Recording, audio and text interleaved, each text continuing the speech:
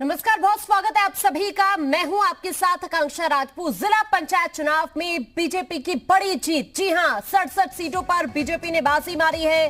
गोरखपुर मंडल की 6 सीटों पर बीजेपी का कब्जा। एसपी और कांग्रेस के गढ़ में भी बीजेपी की जीत हुई है। मैनपुरी, रामपुर, फिरोजाबाद, बदायूं में एसपी की हार हुई है। ये इस वक्त की बड़ी खबर हम आपको बता रहे हैं। लगातार पल पल की अपडेट्स हम आपको दे रहे हैं। इसी बीच जानकारी ये आपको दे दें कि दरअसल जिला पंचायत चुनाव में बीजेपी की बड़ी जीत हुई है। 67 सीटों पर बीजेपी ने बाजी मारी है। गोरखपुर मंडल की 6 सीटों पर बीजेपी का कब्जा हुआ है। एसपी और कांग्रेस के गढ़ में भी बीजेपी की जीत हुई है। मैनपुरी, रामपुर, फिरोजाबाद, बदायूं में एसपी की हार हुई है। ये इस वक्त की बड़ी खबर हम आपको बता रहे हैं। जिला पंचायत चुनाव में बीजेपी की बड़ी जीत। आपको ये जानकारी दे दें कि 67 जिलों में बीजेपी की जीत हुई है। 6 ऐसे जिले हैं जहां पर सपा को जीत मिली और इसके साथ साथ 2 जिलों में निर्दलीय उम्मीदवार जीते हैं। और बड़ी बात ये देखिए कि सोनिया गांधी के संसदीय क्षेत्र में ही कांग्रेस हार गई है। जिला पंचायत अध्यक्ष पद पर यहाँ बीजेपी का कब्जा हुआ है। बीजेपी प्रत्याशी रंजना चौधरी यहाँ से जीत गई हैं। ये हम आपको बड़ी खबर बता रहे हैं। हापुड़ की बात करें तो हापुड़ में भी बीजेपी का कब्जा हुआ है।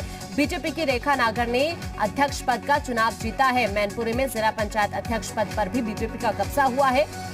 ये तमाम जगहों की अपडेट्स हम आपको दे रहे हैं। 5 वोट से चुनाव जीती हैं आरएलडी की ममता किशोर। बदायूं में जिला पंचायत अध्यक्ष पद पर बीजेपी का कब्जा हुआ है। बीजेपी उम्मीदवार वर्षा यादव 5 वोट से जीत गई हैं और इसके अलावा सिर्फ 6 ऐसे जिले हैं जहां पर सपा जीती। बस्ती में बीजेपी के संजय चौधरी जीत गए हैं। सिद्धार्थनगर में बीजेपी के शीतल सिंह बनी जिला पंचायत अध्यक्ष। ये अलग अलग जगहों की तस्वीर अब आपकी टीवी स्क्रीन पर है। रामपुर की तस्वीर, सोनभद्र की तस्वीर, अयोध्या की तस्वीर, फर्रुखाबाद की तस्वीर और बागपत की तस्वीर हम आपको दिखा रहे हैं इस वक्त आपकी टीवी स्क्रीन पर। कहीं शांतिपूर्ण मतदान हुआ है तो कहीं हंगामा भी देखने को मिला। लेकिन यहां बड़ी बात यह है कि इस जिला पंचायत चुनाव के जो नतीजे सामने आए हैं उनमें 67 जिलों में बीजेपी की जीत हुई है। इसके अलावा 6 ऐसे जिले हैं जहां पर सपा की जीत हुई है।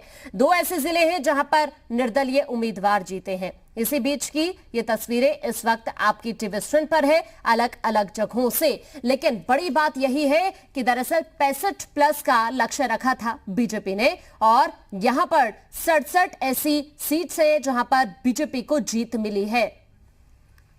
और ज्यादा जानकारी के लिए फिरोजाबाद से हमारे संवाददाता प्रमेंद्र हमारे साथ जुड़ गए हैं। प्रमेंद्र, इस वक्त की अगर बात की जाए, फिरोजाबाद से सपा की हार हुई है, लेकिन इस वक्त की अपडेट क्या कुछ है वहां से?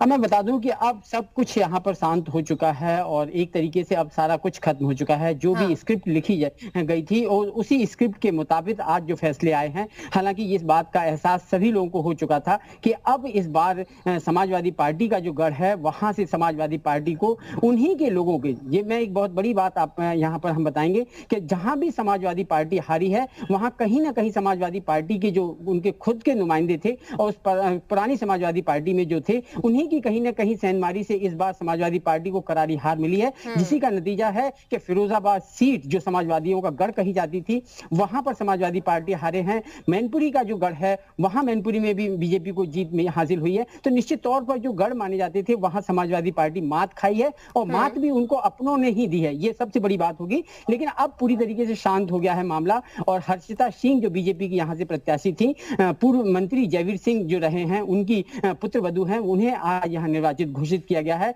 जहां तक मैं पूरे घटनाक्रम की यदि बात बताऊं तो 33 वोट थे और उन 33 वोटों में से सारे के सारे वोट पड़े थे, लेकिन 3 वोट जो थे वो रिजेक्ट हो गए थे। 18 वोट बीजेपी को मिले हैं और 12 वोट समाजवादी पार्टी को। जबकि समाजवादी पार्टी पूरे टाइम 15 दिन से, जब से हमारा ये ड्रामा चल रहा था तब से दावा कर रही थी कि 21 वोट हमारे पास हैं, 21 वोट हम पे बहुमत है। लेकिन आज जब डिक्लेयर हुआ और जब रिजल्ट आए उसमें 12 वोट केवल समाजवादी पार्टियों को मिले हैं, समाजवादी पार्टी के प्रत्याशी को मिले हैं और 18 वोट हर्षिता सिंह को मिले हैं। इस तरह बीजेपी ने पहली बार समाजवादी पार्टी के गढ़ में इस बार सीधी जीत हासिल की है, क्योंकि पिछली बार भी समाजवादी पार्टी से ही बीजेपी ने छीनी थी ये सीट को और बीच में ही जब सरकार बदली थी तब जिला पंचायत सदस्य के खिलाफ अविश्वास प्रस्ताव आया था और समाजवादी पार्टी के प्रत्याशी को हराकर बीजेपी ने उस सीट को अपने हाथ में लिया था। तो अब वो इसको सीट को बरकरार रखा है बीजेपी ने, और यहाँ से समाजवादी पार्टी को करारी हार मिली है। जी बिल्कुल, समाजवादी पार्टी को यहाँ से करारी हार मिली है। लेकिन अगर हम बात करें यूपी की,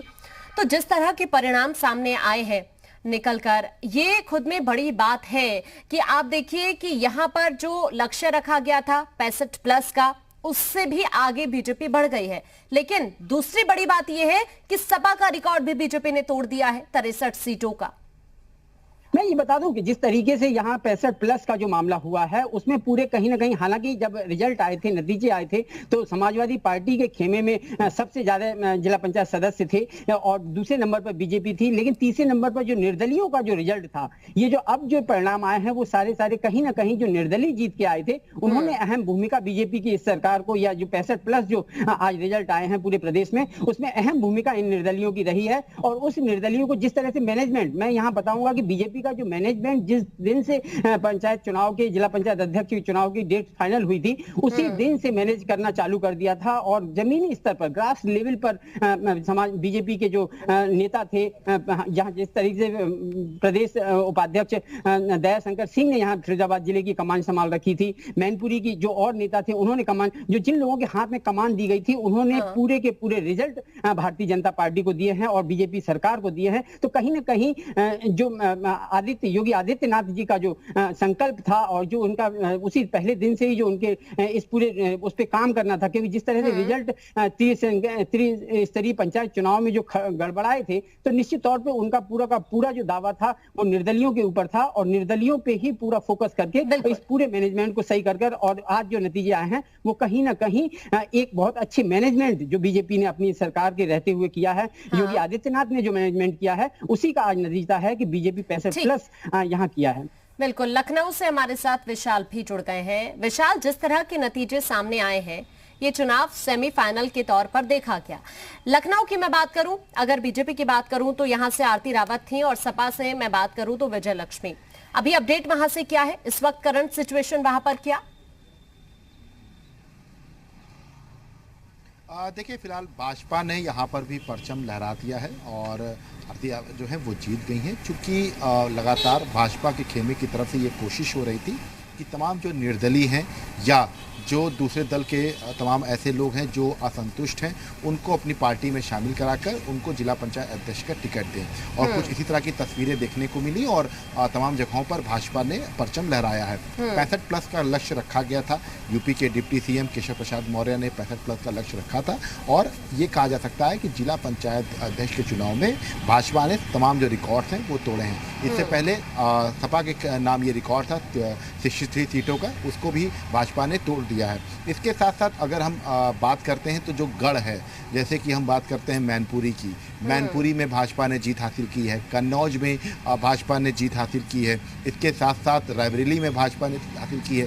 तो ये तमाम जगह है जहां पर भाजपा ने सीधे तौर पर ये स्पष्ट संदेश दिया है कि 2022 को लेकर वो तैयारियां कर रही है। इसके साथ साथ हालांकि कुछ जगहों पर जरूर हार का सामना करना पड़ा है, जिसमें संत कबीर नगर की बात करें तो संत कबीर नगर में हारे हैं, और वहाँ से अगर हम बात करते हैं तो वहाँ पर बड़े दिग्गज नेता जो हैं वो उत्तर प्रदेश में हैं।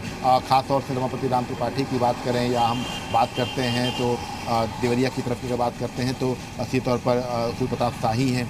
तो इस तरह के लोग भी वहाँ पर थे। तो ऐसे में बीजेपी को यहाँ पर थोड़ा सा और आगे भविष्य में देखना पड़ेगा कि क्या क्यों हारने की वजह रही है। हालांकि ये जो पूरा चुनाव होता है, ये माना जाता है कि धनबल, बाहुबल और सत्ता दल का ये पूरा चुनाव होता है। हालांकि लगातार कई जगहों पर झड़प की खबरें भी आईं, कई जगहों पर वोटिंग ना करने का लेकर आरोप भी विरोधी खेमे ने लगाया, लेकिन इन सब के बावजूद भाजपा ने एक बड़ी जीत हासिल की है।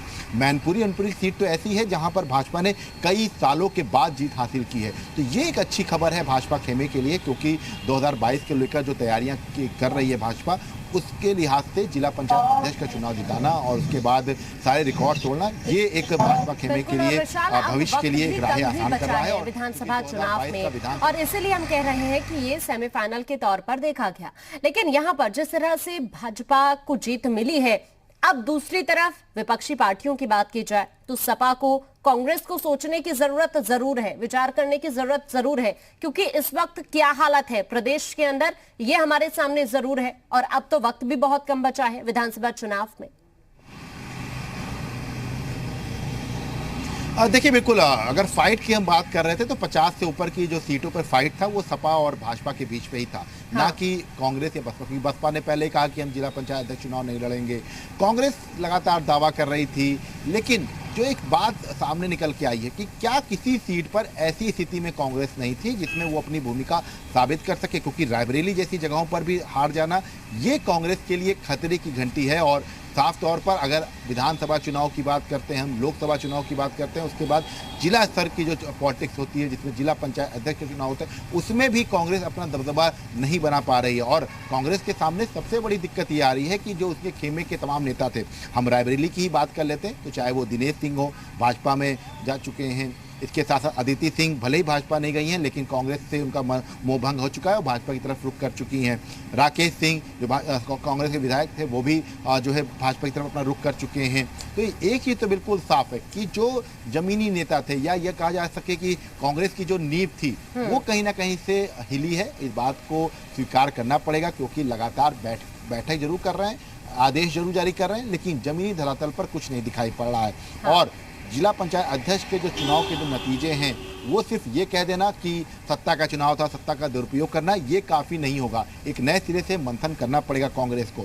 सपा को भी अब जमीनी स्तर पर मंथन करना पड़ेगा, क्योंकि सपा की तरफ से दावा किया जा रहा था कि हम ज़्यादा से ज़्यादा सीटें जीतेंगे, तो उन दावों में कितनी हकीकत थी